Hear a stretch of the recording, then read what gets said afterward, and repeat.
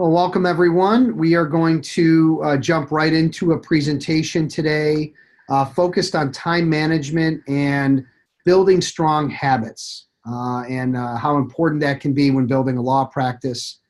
So bear with me. Let me pull up my screen here and get a little sharing, and we can jump right into it.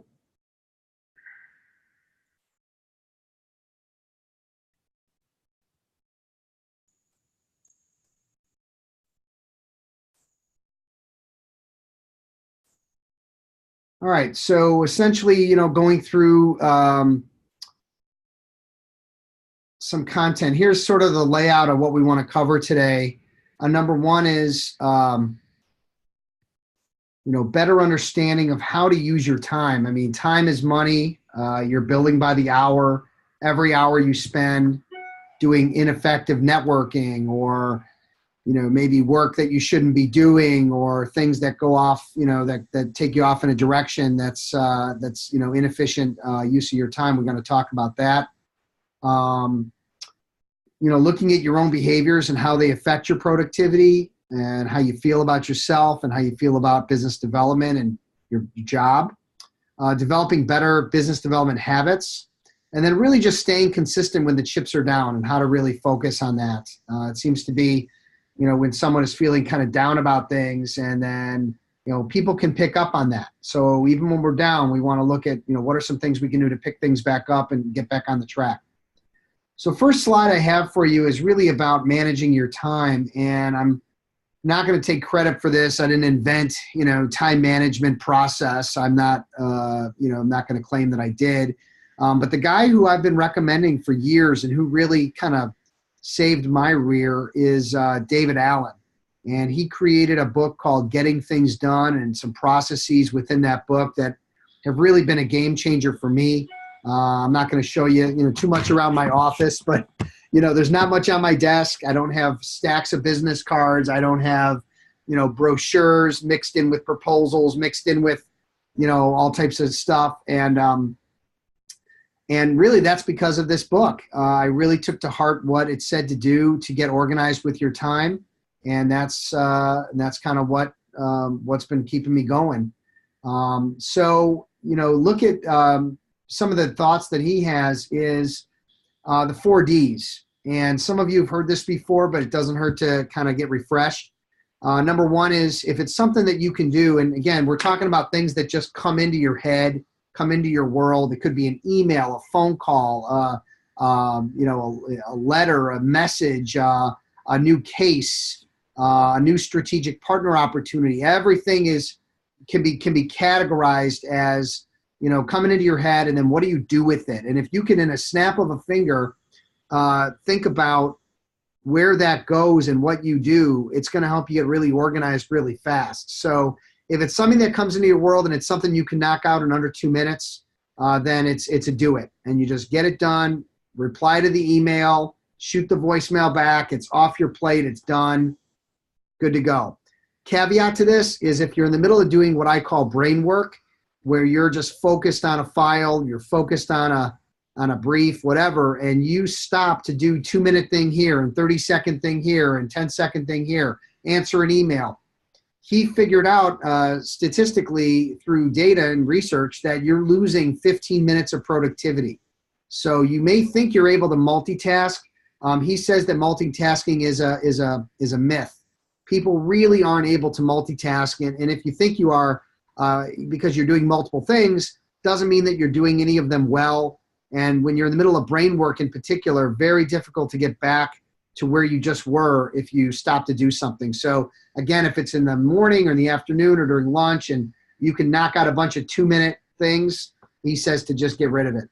If it's more than 2 minutes and it's something that you're going to have to get back to, he's saying to defer it and to just come back to it and put it out there as a task, put it in your calendar, and you'll come back to it. Next, so that's the second D is defer it. It's not procrastination. It's just organizing how you're going to get to things that take more than 2 minutes. The next D is delegate it. Whenever you can, delegate something. And I have found lawyers tend to hold on to things longer and more than they should. And it's, making copies, or it's, handling associate level work when you're a partner, or it's, just editing something because you feel like, you know what, by the time I give it to someone and get it back, I'm just going to have to re-edit it again, and it's just going to take as much time. Well, if that's the case, then A, you're giving it to the wrong person, and B, maybe they haven't been trained up properly. So thinking about your day, and maybe even writing down and saying, hey, from 8 to 9, here's all the little things I did. From 8 to 8:15, here's all the things I did. And if you start looking at all the things that you do in a day, you start to realize, maybe you're only 60, 70% useful, and the rest of the stuff really shouldn't be your job. It should be someone else's job. And the more you can delegate, the more time you have for billable and the more time you have for business development. Highly encourage you to delegate everything you can. And the last one is sort of rampant because of the internet and websites like Amazon and YouTube and Facebook that just are, they're built to try to keep our attention. And unfortunately, we have billable hours to get to, and we have work to do during the day. And so these are things that really we need to drop. And they're really weekend activities, evening activities. During the day, you really shouldn't be spending too much time on that stuff. So again, if it comes into your head and it's hey, something got posted on Facebook, that's really a drop it situation where you just need to just recognize it as a drop it and say, look, that's something I'm interested in. It's exciting. It's interesting, fun, but I'm going to do it when I get off of work. I'll do it on the train ride home, etc. So David Allen really has been very good about teaching how to organize what's going on in your world and then putting into these categories and helping you orchestrate your time with more efficiency. Highly recommend everybody buy the book. It's called Getting Things Done by David Allen. Moving along. Attitude determines altitude. And so when we think about results and how we achieve results, there's 3 elements that you're probably going to roll through. It's going to be the behaviors, it's going to be your attitude, or it's going to be your belief in yourself. And I always ask groups of people, which comes first? And everyone's all over the board. And guess what? You're not wrong. It takes behaviors and attitudes and results to get, and beliefs to get results. However, what I have found in working with, thousands of different business developers is that when we're looking at achieving something, the best place to start is behaviors. If you can get positive behaviors going in the right direction, you feel good and your attitude is good. And then your belief in yourself is strong and you're going to want to continue those behaviors. So while it's easy to say all of them are important, they are. It's which one should you really be focusing on is behaviors. So when I say to a client, why don't we start making, 5 business development calls a week to your clients, to your strategic partners, to your network, and you blow off those calls, you're showing negative behavior, which then impacts your attitude and your belief, and the cycle is a negative cycle. Or you schedule 5 calls, make those calls, send out those emails, your attitude is great, you feel like you got it done and completed for the week, it comes back to you, you're getting meetings set up, your belief is great, and you're going to want to continue those behaviors onward. So really important thinking about doing positive behaviors as a way to get your attitude and your beliefs in line.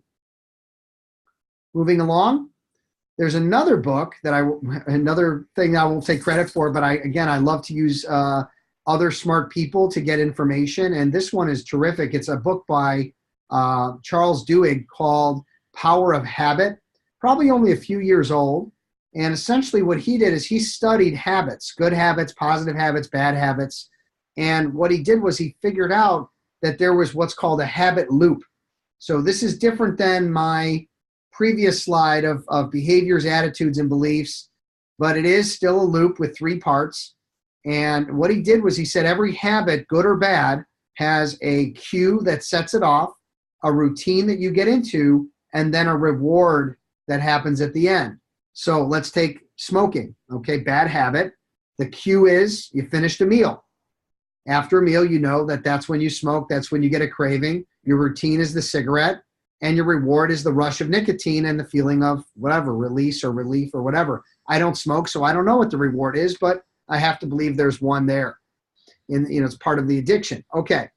Same thing with business development. I have time scheduled in my calendar to do business development in the morning, to make calls and send emails. I get into the routine of doing that. It becomes a part of my day, a part of my week. The reward is that I feel great after I made those calls. I know that I got my business development done for the day, and I can move on to doing billable hours or whatever else I'm doing. Maybe I treat myself to a second cup of coffee, maybe grab a Danish, whatever it is. Set up some reward as a way to say, hey, nice job. Okay. So again, if you have a negative behavior or negative habit that you want to eliminate, he gave some suggestions on that to identify what the cue is that sets it off, try to change the routine, update the reward, and try to change up this loop that isn't very healthy. And so whether you're building a habit or eliminating a habit, highly recommend you read the book. But if you don't, just understand that there's a couple different elements to this that you have to look at in order to get through it. Now, as an attorney, you have a conundrum, you have a problem, which is if you get busy, maybe you're too busy to develop business. Well, I may hear that and you may think that, but the factor is that the most successful attorneys that have the biggest books of business also tend to have the best quality of life. So what has happened is that they've figured out ways to get business and delegate, whether that's cross-marketing, that's associates, that's paralegals. Maybe they were even coming out of their own pocket to pay a bookkeeper if you're solo so that you're not doing the bookkeeping, okay? But a couple things that you might want to think about, obviously, getting really good about your time management. Buying a book like Getting Things Done and getting that done is, I think, really good. Become efficient with your business development efforts. Having a plan, executing on the plan, following through on the plan. That's going to be a much straighter shot to getting business developed than winging it or just trying whatever comes to mind. All right.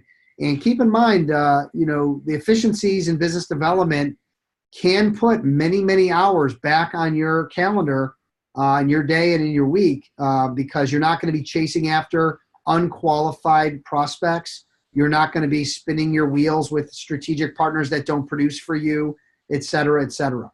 Okay. Number 3, use your calendar to schedule a little business development every day. Even 1 to 2 emails a day will get you to your goals. I mean, if you're doing that 20 days in a month, that's 20 to 40 emails that you've gotten out that are going to come back your way. How long did it take you to send 1 or 2 emails? Maybe 5 minutes, 10 minutes a day. Not a big deal. Obviously, going after low-hanging fruit saves time. Cross-marketing, quality introductions from existing clients, upselling existing clients. These are things that could have big value for you versus networking, where you're going out and meeting a bunch of strangers and then having to convert them in some way to either a client or a strategic partner. Very tough to do and and very time-consuming. And then lastly is, it's normal to feel down sometimes. And the key thing is that it's how you manage that. I met with a client today. He's just down. Things aren't going well. And I said, look, sometimes you got to fake it. You got to just lift your chin up and just fake it. I said, look, you're not in Syria getting gassed. You're not, living in a third world country where you're hungry. And you've got a wonderful family. You've got a great, lifestyle. Things aren't, you're looking to just add 20% to your book. There's really no reason to be down. You just have to have quality activity, worked intelligently, moving people forward or out, and good things will happen. And he, picked his chin up and he said, okay, and we're moving it forward. So again, it's normal to feel down. Obviously, it's a grind out there. And so you're going to want to continue to, really work hard and smart. Okay. So a couple things that we just kind of went over just to review: understanding how to use your time efficiently, looking at your own behaviors and how, that can make you feel better. If you're doing good behaviors, you're just going to feel better. You're just going to feel stronger. How to develop better business development habits through that loop, that cue and habit and routine, and then the reward. And then again, just staying consistent when the chips are down with your activity and trying to just give yourself some positive self-talk to stay in the right frame of mind. Okay?